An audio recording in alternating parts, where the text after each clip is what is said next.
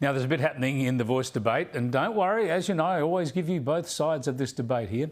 This afternoon, I spoke at a forum on the Voice run by Uphold and Recognise in Sydney. It was a gathering of thinkers and advocates from all sides of this topic, Indigenous and non-Indigenous, left and right, various views. A bit of a deep dive on the legal, practical and political issues at play. The Coalition's former Indigenous Affairs Minister, Ken Wyatt, was there talking about the dire consequences of a referendum defeat. But what I want to see is a combination of both sides of politics come together and look at a pragmatic, practical solution for changing the current status quo. Your grandchildren will be having this discussion in 50 years' time. And if we lose this question, then I think reconciliation will be damaged. Yeah, no sign of both sides coming together yet. I chipped in on some of the reasons the Voice could be practically useful. The whole idea of the Voice is that it will be practical. It's recognition in a practical way, and there is enormous potential.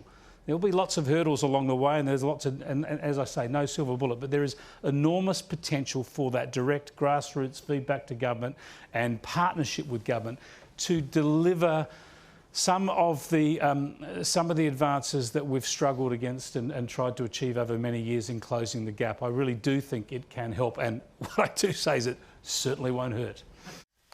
Now, Ken Wyatt was interesting. He's involved in key groups advising the government on this process, and he wants a voice to provide advice to the government and the parliament as it's currently formulated. But he said if it needs to be restricted to just the parliament in order to get broad support, he might be won over to that approach.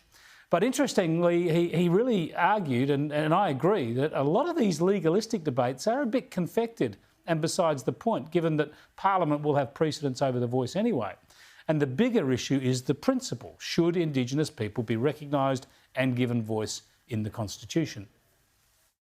But our grandchildren will look back and think, why did our forefathers argue this point and worry about the legal issues?